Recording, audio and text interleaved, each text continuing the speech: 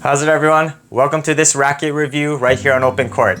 I'm Ken, and today I'm excited to announce a partnership with the company Diadem. They reached out to me, they said they liked my channel, the way I review things, and they wanted to partner with me to review their newest racket, which they were gracious enough to send me. That racket is the Diadem Nova version 3. Let's check it out.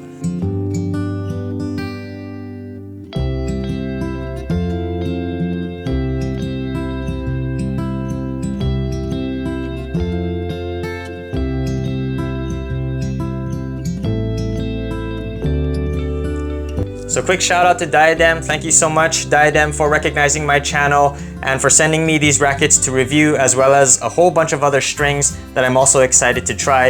If you guys are interested in purchasing the Nova or any other Diadem products, I'm a big fan of their Elevate racket line. Check out my affiliate link down in the description below. You'll get a discount for using that link to purchase anything Diadem, and that also greatly helps out my channel, so I really appreciate all of your support.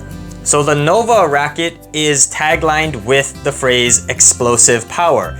This is basically Diadem's answer to rackets like the Pure Drive, those powerful tweener frames that are becoming more and more popular with the younger generation. So Diadem sent me two versions of the Nova. So they sent me the standard 100 version as well as the 100 Tour. The standard one, specs wise, we'll get into that later, but it's basically the same across the board as a Pure Drive or other rackets in that spec range. It is a little bit thinner though, the beam.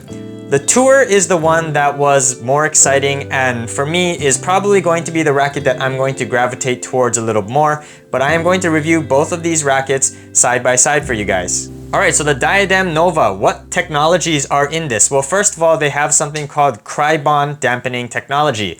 Crybond is the same material that was used in the head Graphene Touch line. Here's a picture of the Graphene Touch Speed back in 2016, I believe this racket was released.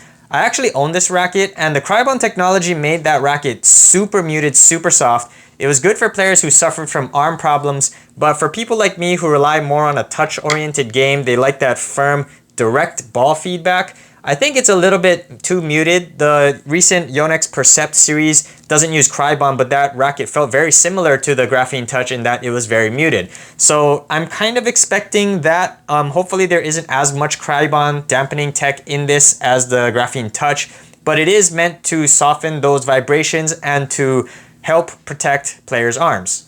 It also has something called FS2 technology. The FS stands for Flex Stabilization. And this is also getting increasingly more common with rackets, these flex technologies. It's supposed to help the racket bend a little bit more optimally. There's some carbon and foam in strategic places. I don't know exactly where they are in the frame, but it's supposed to help the racket bend more efficiently and to get that flex to maximize stability and feel. The FS2 technology, this is their second generation of it. A lot of times these things are marketing tools and stuff. I don't know whether it actually works or not. The only way to find out is by jumping on the court and playing with it. But before that, let's get into the specs. So looking at the specs side by side of the Diadem Nova, they're both 100 square inches. The weight and balance are different. The beam is the same, the length is the same, the string pattern is the same, and the stiffness is the same. I could not find the swing weight anywhere listed online, so if you guys know, please let me know down in the comments below. The main difference here is the weight and balance. The weight of the Tour really intrigues me. It's a 315 gram, but the more important part is the 305 millimeter balance. I like anything sub 310, so that really excites me because I like that whippiness. So I'm excited to try the Tour. The 100 on the other hand, 300, 320, we've seen that with Pure Drives and stuff, so it's nothing really new.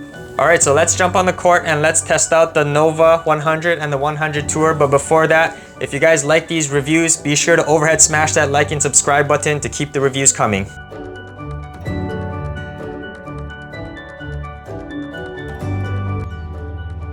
So I'm not going to do my usual pros and cons analysis in this review. I'm simply going to compare and contrast both versions of the Nova I tried.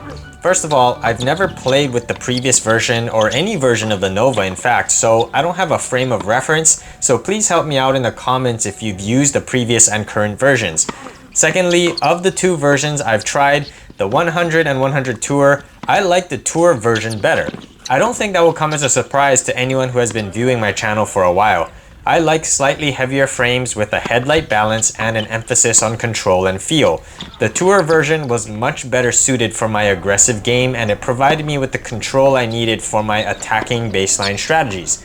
With that being said, the Tour version was much more powerful than I expected. The 16-19 string pattern is very open, and combined with the 100 square inch head resulted in a very high launch angle.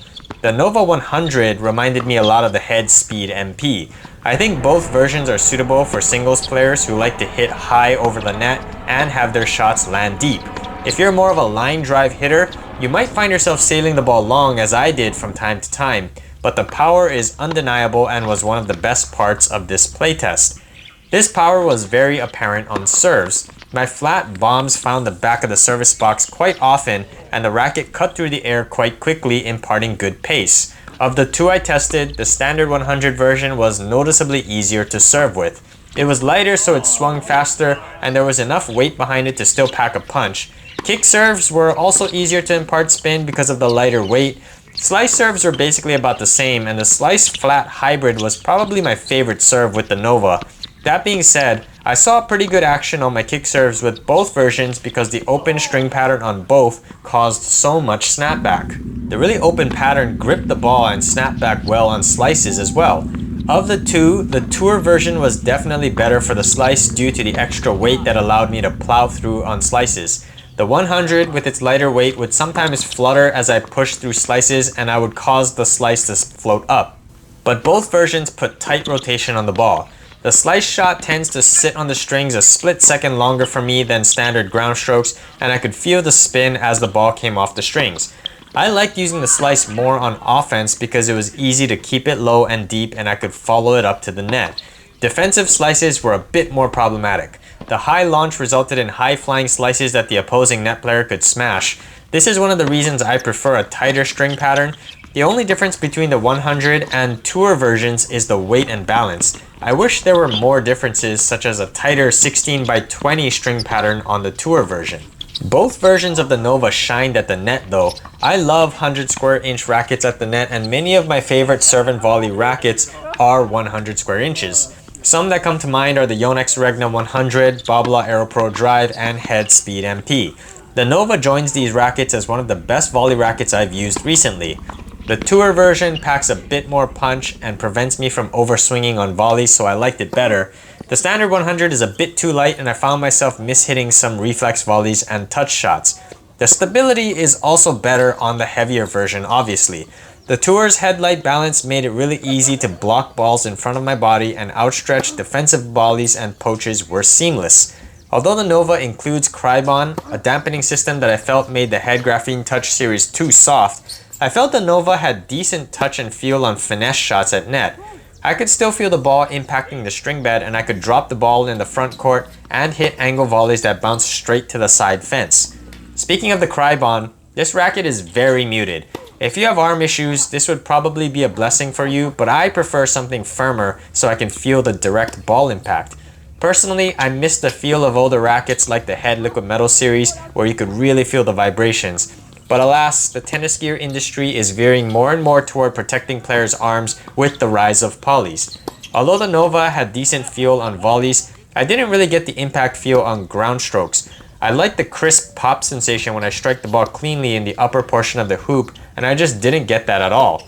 I felt the biggest difference between the Nova 100 and Nova Tour was from the baseline. I felt very disconnected from the ball with both, but the tweener specs of the 100 made it even harder for me to aim for smaller targets. The Tour had much better control due to the weight, and I didn't overswing when I got a slow ball. I think both racket specs leave room for customization, though for me, I would weight up the Tour in the throat area because I want a little more heft, but I don't want to change the headlight balance much. The 100 though will require weight all over the place in order to play how I would want it to. Also, a crisp poly is a must. Otherwise, I think most advanced players with healthy arms will feel disconnected from their aggressive strokes. Between the new Nova version 3 and the Yonex Percept I reviewed last year, I think the Percept is the more muted of the two, although it's very close. One thing I do want to mention is that I was really excited for the specs of the Tour because I saw it had a 315 gram unstrung weight and a 305mm balance. I prefer a stick with a sub 310 balance point mainly because I can pronate faster on the kick serve, creating a higher bouncing kicker. However, I noticed that I wasn't quite able to get it over my head as fast as I thought. Both versions felt about the same speed coming over my head, so that was a bit of a letdown, but nonetheless I still got good action on my kick serve. I was just hoping to be able to run my opponent into the side fence, and I wasn't quite able to do that. Overall, the Diadem Nova version 3 is a great racket for intermediate to advanced level players, and I had a lot of fun playtesting them both. The Tour version is definitely the one I would pull out if I were playing a competitive match. The 100 is in line with any pure drive, speed MP, V-Core 100 and so on, but if you're looking for a softer version of the pure drive, this racket could be for you.